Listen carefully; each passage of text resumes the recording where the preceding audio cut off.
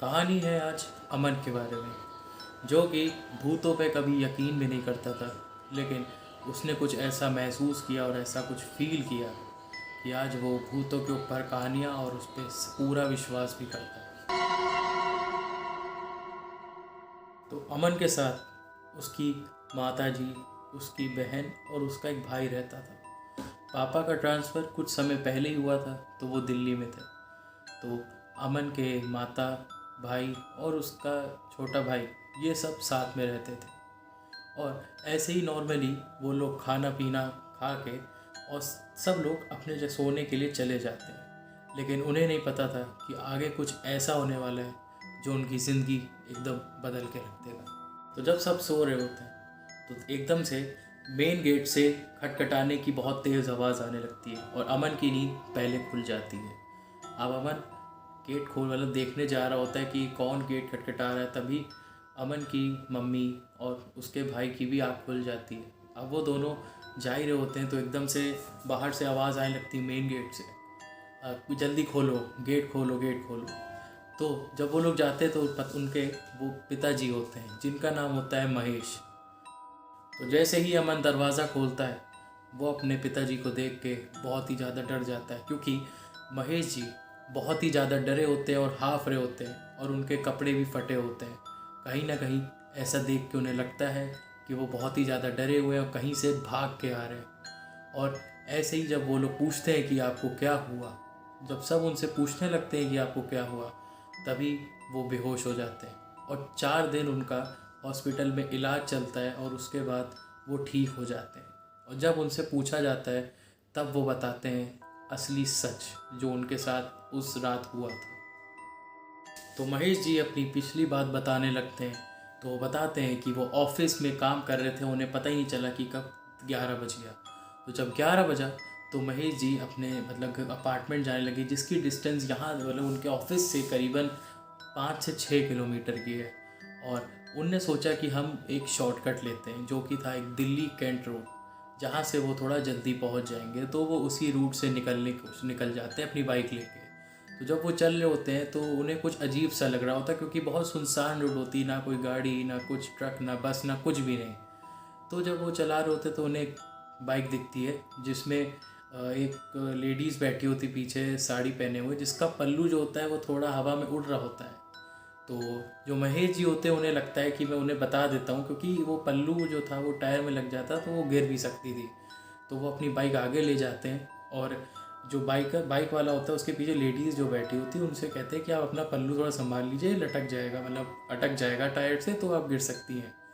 तो वो पल्लू सही करने लगती है। तो वो बाइक वाला उन्हें बहुत ही गंदी तरीके से देखता है, कि जैसे बहुत गुस्से में देखता है। तो वो कहते हैं यार मैं कोई छेड़ वेड़ थोड़ा है। तो वो उस बात को इग्नोर करते हैं, वो अपनी बाइक आगे लेके चले जाते हैं। तभी कॉल आने लगता है महेश जी के पास। तो वो देखते हैं उनके बॉस का कॉल है, तो वो गाड़ी साइड में रोक लेते हैं और साइड में रोक के वो अपने बॉस को मतलब बॉस से बातचीत करने लगते हैं, क्योंकि वो उनसे पूछ रहे होते हैं कि तुमने वो काम किया, और सारी नॉलेज तो वो सारी अपडेट्स अपनी बताते हैं। अपडेट बताते हुए वो देखते हैं कि वो बाइक वाला जो पीछे था वो एकदम से उनके पास से गुजरा अकेले, मतलब वो लेडीज़ नहीं थी। और जिस जिस मतलब जितना भी उनने अभी तक चले हैं तो वहाँ पीछे कोई घर या कुछ भी नहीं था जहाँ वो उस लेडी को ड्रॉप करते हैं। तो कहीं ना कहीं जो महेश जी होते हैं वो अपनी बाइक को चलाते हैं और उसके पास जाके बोलते हैं कि जो वो लेडीज़ थी वो कहाँ है। तो वो जो बाइकर है वो गुस्सा कहता है, भाई क्यों तुम पागल पागल हो, कोई लेडीज़ नहीं है मेरे साथ, और ये बोल के वो बाइक वाला है जो आगे बढ़ा लेता है। तो महेश जी कहीं ना कहीं थोड़े से डर जाते हैं, यार ये ऐसे कैसे हो सकता है, ये अभी तो उसके पीछे एक लेडीज़ बैठी हुई थी। तो वो ऐसे ही चला के जल्दी अपने अपार्टमेंट पहुंच जाते हैं। तो अपार्टमेंट पहुंचने के बाद उन्हें नींद नहीं आ रही होती, कहीं ना कहीं वो इस बात को ही सोच रहे होते हैं सोफ़े पे बैठ के, अपने जो बाहर उनका सोफ़ा है वहाँ बैठे बैठे सोच रहे होते हैं कि मतलब वो लेडीज़ कहाँ गई, अगर वो नहीं थी तो मुझे कैसे दिखी। ये सब सोचते सोचते एकदम से अपार्टमेंट की लाइट चली जाती है। अपार्टमेंट की लाइट चली जाती है और उन्हें कुछ आवाज़ आने लगती है, उन्हें लगता है वो उनके मन का वहम है। तो तुरंत महेश जी जो होते हैं, जब अपार्टमेंट की लाइट जाती तो वो अपनी तुरंत फ्लैश लाइट जलाने की कोशिश करते हैं। जैसे ही वो फ्लैश लाइट जलाने की कोशिश करते हैं तो किचन से उन्हें एक बहुत ही डरावनी आवाज़ आती है चीखने की, और कोई उन्हें पुकार रहा होता है, उन्हें ऐसी आवाज़ आती है। तो महेश जी हिम्मत करके किचन की तरफ जाने लगते हैं अब जब वो किचन की तरफ जाने लगते हैं तो उनका ध्यान बालकनी की तरफ जाता है। तो बालकनी की तरफ जब वो एक ऐसी चीज़ देखते हैं जिससे उनका बिल्कुल वो रूह और बिल्कुल काँप से जाते हैं, वो एकदम फ्रीज़ हो जाते हैं। उन्हें बालकनी की जो खिड़की होती है उस साइड एक हाथ का निशान दिखता है, खून से लपटा हुआ। तो वो कहीं ना कहीं बहुत ज़्यादा डर जाते हैं और तुरंत ही फ्लैश लाइट जला के वो अपनी बाइक की चाबी ढूंढते हैं। वो ये तो समझ जाते हैं कि अभी उनके साथ जो बाइक वाला इंसिडेंट हुआ और उसके बाद जो ये अपार्टमेंट वाला इंसिडेंट हुआ था, कोई ना कोई भूत प्रेत उनके पीछे लग चुका है।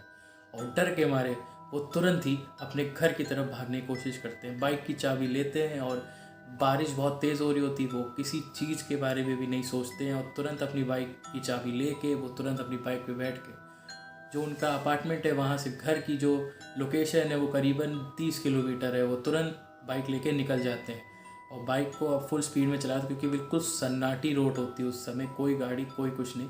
वो बढ़िया अपनी गाड़ी फुल स्पीड में चला के वो आराम से कवर अप कर सकते हैं 30 किलोमीटर का डिस्टेंस। और जब वो गाड़ी चला रहे होते हैं तो करीबन 10 किलोमीटर की डिस्टेंस पूरी करने के बाद एक गाड़ी वाला सेम मतलब जो गाड़ी वाला होता है वो पीछे से आके एक सेम स्पीड पे गाड़ी चला के मतलब उनके बराबर गाड़ी चला के उनसे महेश जी से ये कहता है कि अपनी भाभी को कह दीजिए कि वो अपना पल्लू सही कर लें क्योंकि वो टायर पर अटक के गिर सकती हैं।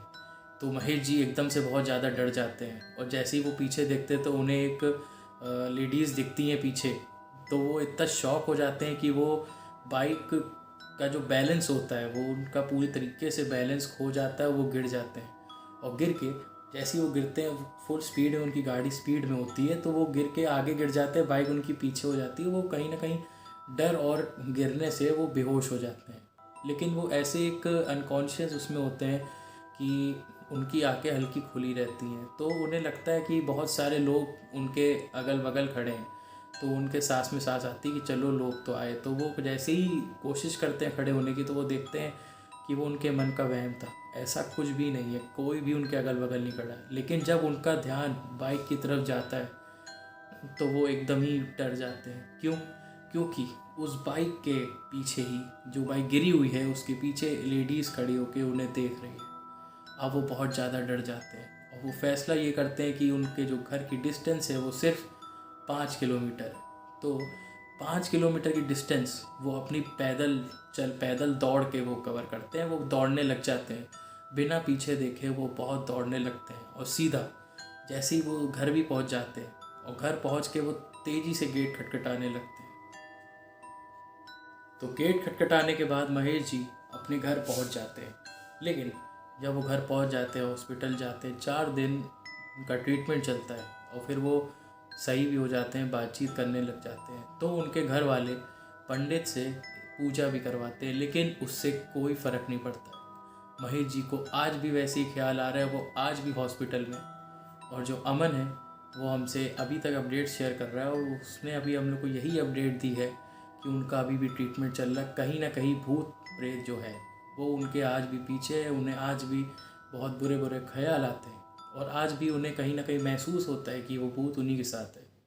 और दिन पर दिन उनकी कंडीशन ख़राब होती जा रही है और अभी तक उसकी लास्ट अपडेट यही रही है। हम लोग यही मनाते हैं कि उनकी ट्रीटमेंट सही रहे और वो जल्द से जल्द सही हो जाए। और ऐसी ही कहानियों के लिए हमारे चैनल को सब्सक्राइब और शेयर ज़रूर करें। धन्यवाद।